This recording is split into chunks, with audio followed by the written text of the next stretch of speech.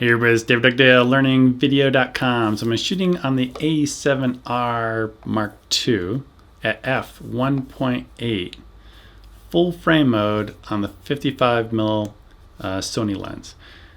I'm not saying this is something you should definitely try to do in an interview, but I want to try it myself. Let me demonstrate something really quick. So if I hold up this hand, everything's backwards on the Shogun that I'm looking at, and I cover up one of my eyes, you're going to see it lock onto my hand really fast. It does an amazing job. You're going to see some focus breathing in the corners of the frame. You can see it resizing or making it bigger and smaller. But it does a pretty darn good job. Now, the 35mm Sony lens that I have does an even better job. You're going to see it, maybe you'll see it in here, it'll screw up as I talk with my hands. You might see a little bit of movement in the frame, maybe if I pass my hand in front of my face. I don't know if many people in an interview would be doing that while they talk with their hands, but you know, I don't think the 55mm works perfectly in the situation. I don't think I'd ever shoot an interview at f1.8, but you'll probably see it probably moving around, and it's hard for me to tell right here. I'll have to watch it on playback to see if I'm getting it to screw up. But I wanted to try this in a real life situation with the 35mm lens at 2.8 and an interview outside. And I met up with Kevin Good. He used to create great YouTube videos a couple years ago, and he's been since working on a feature length film, which he's going to talk about in this interview. And he's got like 5 things he talks about if you're thinking about embarking on such a large journey as creating your first feature. So definitely stick around for the interview and watch, not only watch to see how the autofocus is doing, but watch the content that he's talking about in this particular video. So I just want to point out a couple of different things. One, I'm doing this in a pretty well lit situation right here, and Kevin was pretty well lit as well. I don't think I would ever try doing this in a non-lit environment. It might not work that great.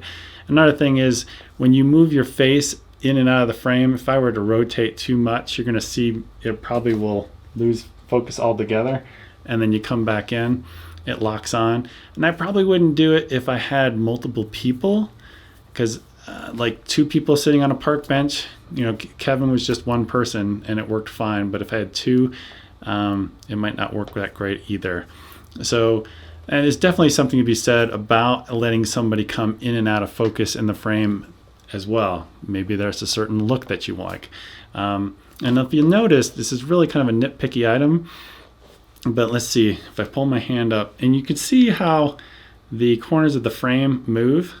Well, you're going to see that in Kevin's interview. There's a tree on the left side of the frame, and you're going to see it kind of move in and out a little bit as he moves around in the frame. And if you don't like that aesthetic, that look, you definitely shouldn't use Face Detect. But there are some situations where, let's say you go to a park and you're trying to do an interview like I did, and there's really nothing interesting in the background, and you just want to blow it out. You make it all blurry, basically. Not blow it out in terms of exposure, but blow it out, just make it very soft. So the attention is just on the person talking, like in this case, Kevin. So I wanted to see if that would really work, because normally I wouldn't shoot an interview at f2.8 because the person would be moving a lot around in the chair. And f2.8 on the 35mm lens, the depth of field calculator said, I think it came out around 6 inches. So if they move more than 6 inches, they're kind of move in and out. The situation I'm in right now with the 55mm lens at 6 feet away at 1.8, I believe comes out to about 3 inches. At least that's what that depth of field calculator on my app on my phone says. So if I move more than 3 inches, I'm going to be going in and out of focus. So this is something I normally wouldn't do. But like I said before, if you're in a situation where you got no choice on the background, there's nothing interesting behind the person, maybe you just want to take it and make it blurry, definitely might be an option. So if you don't mind a little bit of focus breathing, this might be kind of a cool option for some people. All right, watch the interview with Kevin, and in the comments below, let me know what you think about shooting an interview this way. So we shot Dinner with the Alchemist mostly on a Canon C100, a little bit of it on a Sony f5, but the Canon C100 is the camera I really had access to. And I chose it over a bunch of other cameras because, other than it looking good, which is great and fine, it's really shootable, and that's the most important thing to me. And by shootable, I mean The batteries last forever. It has built-in ND filters. It works natively with Canon glass, which is super convenient. It has a really, it's really light, so I can rig it up on a lighter weight jib or a slider or something that would be precarious with a heavier rig. And I feel like I could get more shots off in a day shooting on something like the C100 than I would with just about anything else. In Dinner with the Alchemist, I started planning out the movie, and originally I made this spreadsheet, and we had 17 visual effects shots in the movie. And since we started filming it, and then there's just a little bit of, oh, we'll fix that in post. Oh, we'll fix that in post. Oh, we need to clean this up because there's a street sign in the background. Oh, we need to, all these things for a period piece. I haven't done the count lately, but I think we're pushing 200 visual effects shots in the movie, which is insane. So post-production wise, we're in an Adobe platform, editing in Premiere, and then we do all the visual effects in After Effects, and then those dynamic link back into Premiere. I'm not quite happy enough with the Adobe color grading tools, so we are going to grade it in DaVinci. In the meantime, what I've done is just sort of like a rough grade in Premiere, so that as we're watching it, as we focus group the movie, and as I send out like the first festival submission copies, it'll look pretty good. So what I've been doing is, for the most part, just putting the Film Convert plugin, which is a pretty decent plugin for kind of like taking flat footage and quickly giving it a look, maybe quickly fixing exposure or some white balance. I've basically been slapping Film Convert on the whole movie, maybe a whole scene at a time or just a few shots here and there, and I have a rough grade there.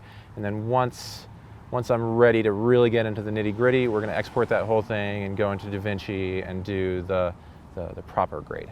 My advice to new filmmakers who have never worked in a feature before, which I had never worked in a feature before. I did a lot of short form stuff, my YouTube show, and some television commercials. I've never done something this big. Our runtime is now down to 99 minutes, but it was around 2 hours when with our first cut. So my advice, number 5, do something that you can finish.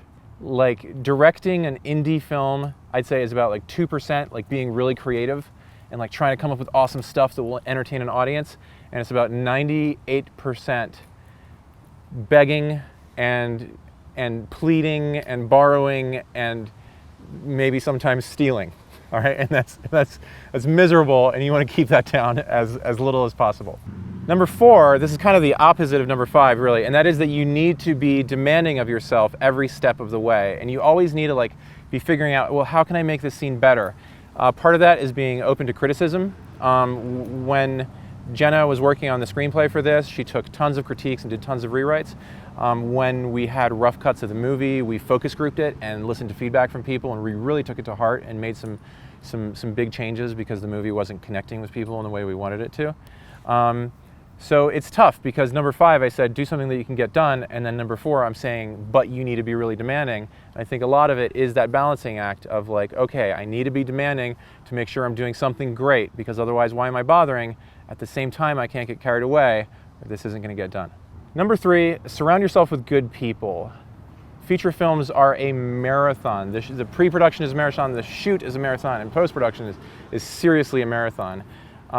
And you have to be around people that are gonna elevate the mood on set. And when times are trying, and when you found yourself broke in some other state in this nasty bed and breakfast that is infested with some sort of bugs, and yes, this happened to us, the people are going to rally behind you, and you're going to say, okay, we're going to cram you all into this one hotel room because that's the only hotel room left in this hotel, and it's better than sleeping with these bugs. People are going to be like, we got your back, Kevin. We're working with you. We understand how tough this is.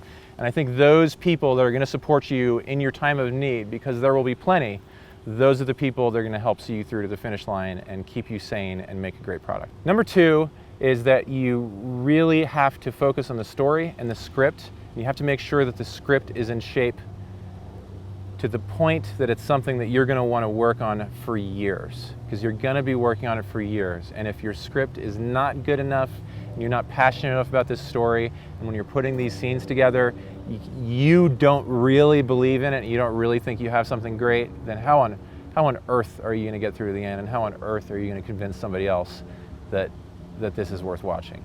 All right, so my number 1 piece of advice for somebody tackling their first feature is try to focus on working on what is worst about the movie. I know that sounds a little bit weird, but for example, we really quickly put together an edit of the whole movie. Some takes we just played like the master shot, but we put it together really fast, and that gave us a global picture of like, you know what, this section really isn't working. And that's not the most fun thing to work on. You want to go like tweak the color grade on this other shot that looks amazing, and you want to sit there like tweaking that color grade for days because the shot just looks amazing, and you want to put it on loop and pat yourself on back and feel like a filmmaker and all this great stuff, right? That's not going to make a better movie though. What's going to make a better movie is being honest with yourself about what isn't working and always focusing on that and making that better, right? So we put together this quick rough cut, and then we worked our way through the movie, not chronologically, but we actually worked our way through the movie with worst scene first. And then we got that better, and we went to the next worst scene, and then the next worst scene, and then the next worst scene. And I think it's a really good way of keeping yourself honest. And we did this in the editing, we did this in the writing phase, we did this everywhere we could, really focusing on trying to raise the bar, because if you're just patting yourself on the back for the great stuff, you're not really tackling the challenges that you need to tackle to make a whole piece that is going to hold up.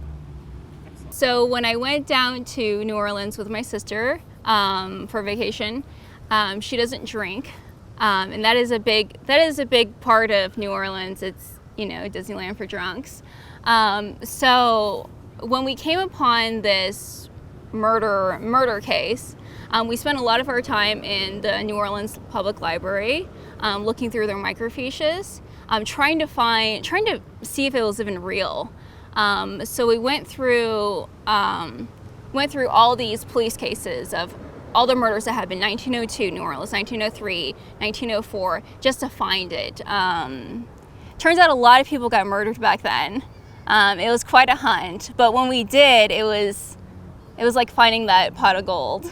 When I was first dating Kevin and he read my script, probably the first month or two dating him, and he ripped it to shreds, I think it probably made me like him more.